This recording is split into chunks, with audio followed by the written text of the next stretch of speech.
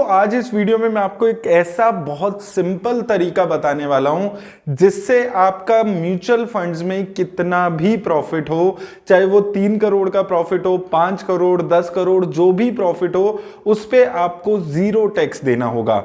चाहे आप equity mutual fund में इन्वेस्ट कर रहे हैं या आप डेट म्यूचुअल फंड में इन्वेस्ट कर रहे हैं, इन दोनों पे ये चीज अप्लाई होने वाली है। अब देखिए, अब मैं एक नॉर्मल आइडिया लेकर चलता हूं कि अगर आप 10,000 रुपए की भी एसआईपी कराते हैं, 30 सालों के लिए कराते हैं और 12% की रेट पे आपको यहां पर प्रॉफिट होता है, तो आप 30 सालों में लगभग 3 करोड़ के आसपास प्रॉफिट जनरेट कर लेंगे। इक्विटी म्यूचुअल फंड की हम यहां पर बात कर रहे हैं।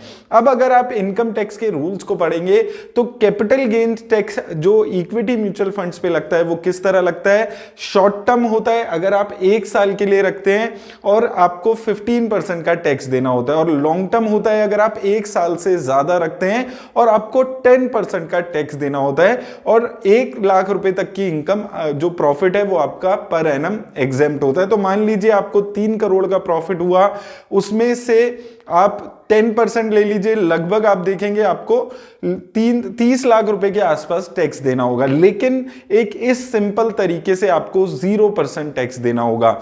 इसके साथ साथ डेट म्यूचुअल फंड पे बात कर लेते हैं। डेट म्यूचुअल फंड्स में मान लेते हैं आपने कुछ पैसा लगाया है जिस पे आपको प्रॉफिट होता है। अब डेट म्यूचुअल फंड्स में 3 सालों तक अगर आप पैसा निकालते हैं तो वो शॉर्ट टर्म कैपिटल गेन्स माना जाता है, और आपको वहां पर जो भी पैसा आपको मिलता है, जो भी प्रॉफिट होता है, वो आपके इनकम में ऐड हो जाता है। और अगर आप 3 साल के बाद पैसा निकालते हैं तो 20% का आपको कैपिटल गेन्स देना होता है। लेकिन ये एक इतना सिंपल प्रोविजन है इनकम टैक्स में जिससे आप अपनी हाउस प्रॉपर्टी की भी प्लानिंग कर सकते हैं और म्यूचुअल फंड में इन्वेस्टमेंट भी कर सकते हैं। तो दोस्तों मैं बात कर रहा हूं इनकम टैक्स एक्ट के सेक्शन 154F की।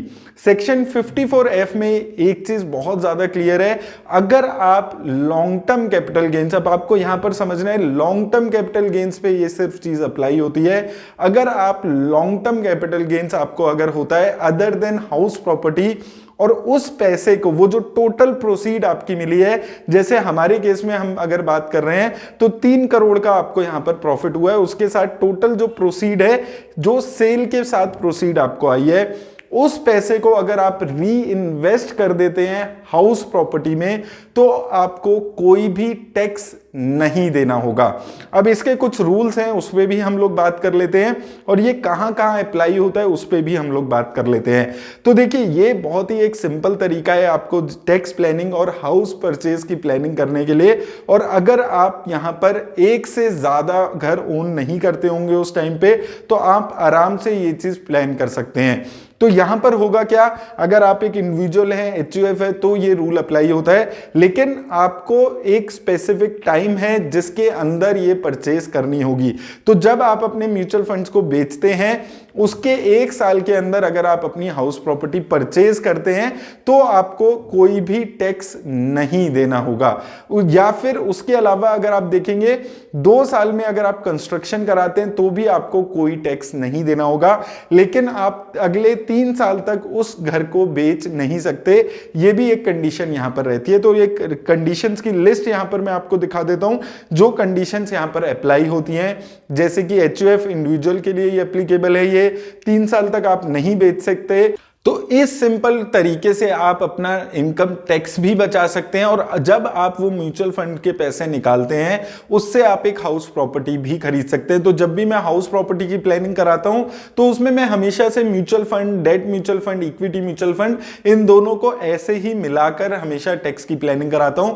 और ये एक इतना सिंपल तरीका है आपका इनकम टैक्स बचाने का, और लेकिन इस पे कोई भी आपको नहीं बता रहे, तो मैंने सोचा ये वीडियो में मैं आप लोगों को समझा देता हूं कैसे आप बड़ी आसानी से अपना सारा टैक्स, चाहे वो 3 करोड़ टैक्स है, 5 करोड़ टैक्स है, जितना भी टैक्स आपका, जितना भी प्रॉफिट आपका होता है, उस पे आप जीरो टैक्स देकर आराम से बचकर निकल सकते हैं। सिर्फ आपको इनकम टैक्स के रूल्स समझने जरूरी होते हैं इन चीजों पे, और ये इतनी सिंपल चीज आपको अभी तक लोग नहीं बता रहे थे। तो उम्मीद करता हूं इस वीडियो से आपको हेल्प मिलेगी। वीडियो से हेल्प मिली हो तो वीडियो को लाइक करके जरूर जाइएगा। मेरी तरफ से बस इतना ही, धन्यवाद।